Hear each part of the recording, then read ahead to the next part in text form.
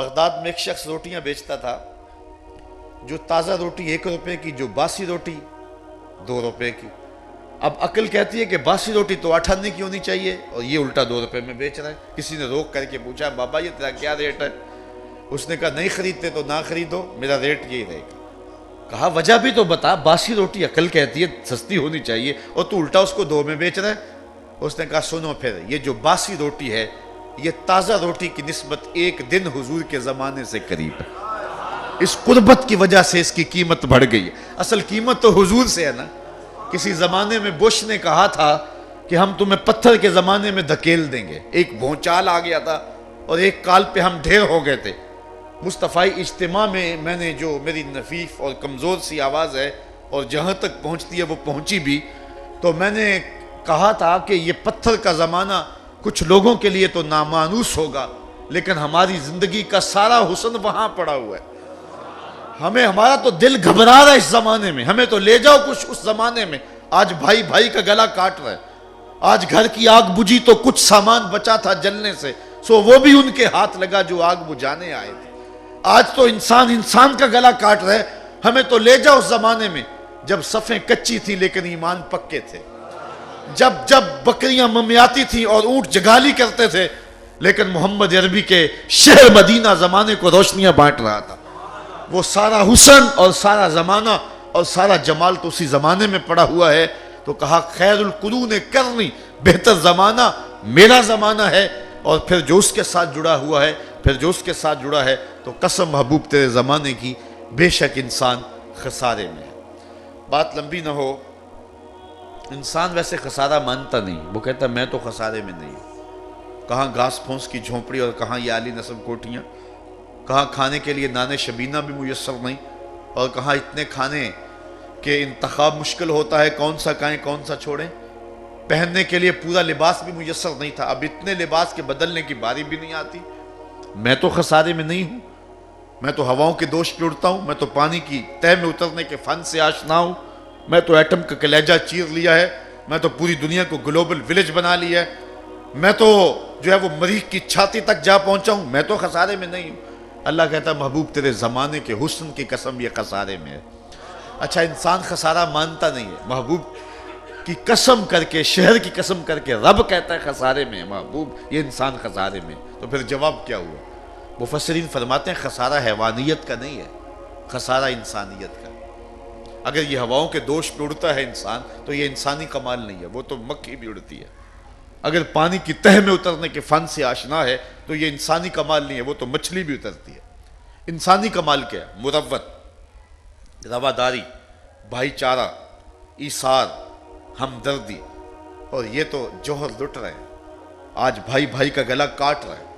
تو کہا محبوب قسم تیرے زمانے کی انسان خسارے میں ہے، اگر خسارے سے بچنا ہے تو تیرے دامن سے لپٹنا ہوگا۔ الا الذین آمنوا وعملوا الصالحات، اس کی گواہی آگے موجود ہے تو انسان خسارے میں، لیکن خسارے سے بچنے کی ایک صورت بھی بیان کی۔ اچھا یہ جو خسارہ ہے، نفس خسارہ، یہ کیا ہے؟ اس پہ اگر تفصیل سے عرض کروں تو وقت اپنے دامن میں اتنی گنجائش نہیں رکھتا۔ اس کے 2 مفہوم آپ کے سامنے رکھنا چاہوں گا۔ ایک تو خسارہ یہ ہے، مولا کائنات سید علی المرتضیٰ فرماتے ہیں ہم اپنے سانسوں کے ذریعے اپنی زندگی توڑ رہے ہیں، یہ خسارہ ہے۔ کبھی آپ رکے نا جہاں اشارے لگے ہوئے ہیں تو گنتی وہاں الٹی چل رہی ہوتی ہے، تو جب گنتی الٹی چل رہی ہوتی ہے تو بہت جلد 0 پہ آ جاتی ہے۔ یہ ہماری زندگی سالوں میں، مہینوں میں، سانسوں میں الٹی چل رہی ہے اور ہم 0 پہ پہنچنے والے ہیں، 0 پوائنٹ پہ پہنچنا ہی موت ہے۔ یہ ہے خسارہ۔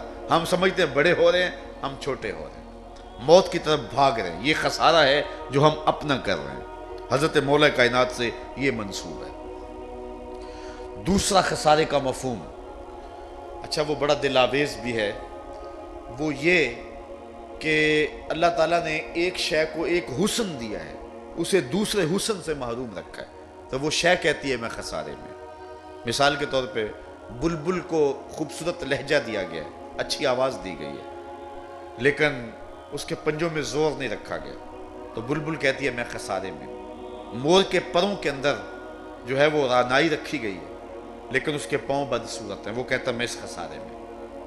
کوئل کی آواز میں جادو ہے لیکن اس کا رنگ کالا ہے، وہ کہتی ہے میں اس خسارے میں۔ پھولوں میں خوشبو ہے لیکن اندھیرے میں چراغاں نہیں کر سکتے، اور سورج میں روشنی ہے لیکن اس میں خوشبو نہیں ہے۔ اس طرح انسانوں میں دیکھ لیں، ایک بچہ کہتا ہے میرے میں بچپنے کا حسن تو ہے لیکن میرے میں جوانی کا زور نہیں ہے۔ ایک جوان سے پوچھیں، وہ کہتا ہے جوانی کا بانک پن تو ہے، بڑھاپے کے تجربے نہیں ہیں۔ ایک بوڑھے سے پوچھیں، وہ کہتا ہے بڑھاپے کے تجربے تو قطار اندر قطار ہیں، مجھ سے لے لو تجربات، لیکن اب بچپنے کی معصومیت نہیں رہی، وہ اپنی خوشی سے آنا، وہ اپنی خوشی سے جانا۔ وہ اقبال نے کہا تھا جنبش زنجیر در سے لطف آتا تھا مجھے، کوئی کنڈی بھی ہلا دیتا تھا تو لطف آ جاتا، اب تو نغمے بھی نہیں نہ بہلاتے، اس وقت تو کنڈی بھی ہلنے سے جو ہے وہ طبیعت سرشار ہو جاتی تھی، وہ کاغذ کی کشتی، وہ بارش کا پانی۔ وہ میں پڑھ رہا تھا، وہ کسی نے لکھا کسی زمانے میں ہمارے بھی جہاز چلا کرتے تھے، وہ کاغذ کے جہاز ہم بھی اڑایا کرتے تھے، وہ کیسا بادشاہی کا دور تھا۔ آج دنیا چاند پہ پہنچنے کے لیے بے چین ہے، کیسا زمانہ تھا جب خود ہی چاند ہوا کرتے تھے، اپنے جل جانے کا بھی احساس نہیں تھا، جلتے ہوئے شعلوں کو چھیڑا کرتے تھے۔ اب تو ایک آنسو بھی باعث رسوائی ہے، بچپن میں جی بھر کے رویا کرتے تھے۔ وہ کیسا زمانہ، وہ پہروں چاند کو دیکھتے رہنا، اور وہ خوبصورت کہانیاں، وہ ادائیں، وہ کبھی مٹی کے اوپر گروندے بنا کر کے نا، مٹی کے پاؤں کے اوپر تھپک کے پھر پاؤں کھینچ لینا اور پھر اس کو گرا دینا۔ آج محال بنا کر وہ خوشی نہیں ہوتی جو روز کئی بار ملتی تھی۔ تو ایک بوڑھا کہتا ہے میرے پاس بڑھاپے کے تجربے تو ہیں لیکن میرے پاس آپ بچپنے کی معصومیت نہیں ہے، تفکرات ہی تفکرات ہیں لیکن وہ موج بچپنے والی نہیں ہے، لہٰذا میں خسارے میں ہوں۔ ایک عالم کہتا ہے میرے پاس علم کا نور تو ہے لیکن سحری کے آنسو نہیں ہے۔ ایک شب زندہ دار کہتا ہے سحری کی سسکیاں تو ہیں لیکن علم کا جمال نہیں ہے، لہٰذا میں خسارے میں ہوں۔ تو ہر شے کسی نہ کسی طرح خسارے میں ہے۔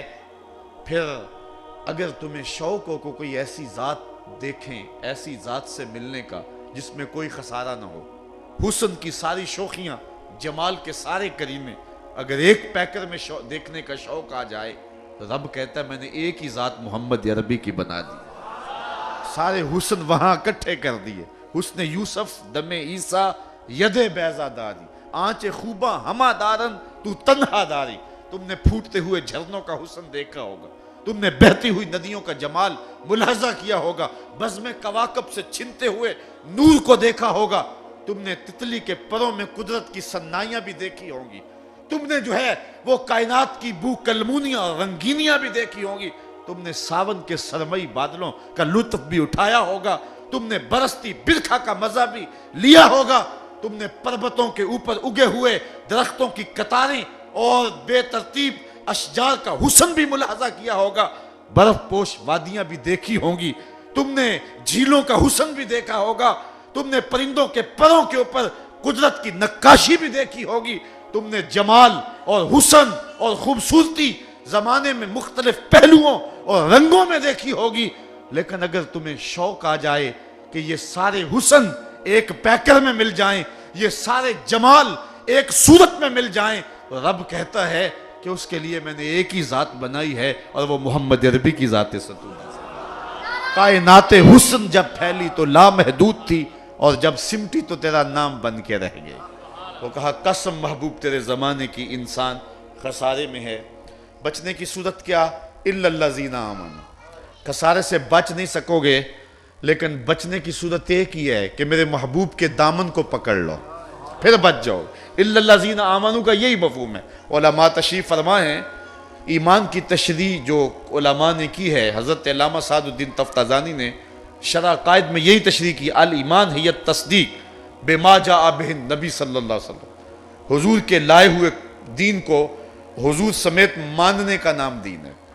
ذرا غور کیجئے، یہاں دیکھیے کہ حضور علیہ السلام کو، حضور کے دیے ہوئے دین کو ماننے کا نام دین ہے۔ سادہ لفظوں میں یوں کہہ لیں کہ حضور کے دامن سے لپٹ جانے کا نام دین ہے۔ ایک مثال میرے ذہن میں آئی، وہ کسی زمانے میں، آج کل تو دور بدل گیا، چکی سے آٹا پیستے تھے، اس کے دو پتھر ہوتے ہیں، بزرگوں نے دیکھی ہے، نئی نسل نے بھی شاید کہیں پڑی ہوئی آثار قدیمہ کی نشانیوں میں دیکھی ہو، تو اس کے دو پتھر ہوتے ہیں، نیچے والا جامد اور ساکن اور اوپر والا متحرک، درمیان میں ایک کلی ہوتی ہے، اس کے آس پاس تھوڑی سی خالی جگہ ہوتی ہے جس میں دانے ڈالتے ہیں، پھر اس چکی کو گھماتے ہیں، تو جو دانے کلی کے ساتھ لگ جاتے ہیں وہ بچ جاتے ہیں، اور جو کلی سے ہٹتے ہیں وہ دو پتھروں کے نیچے آ کے پس جاتے ہیں۔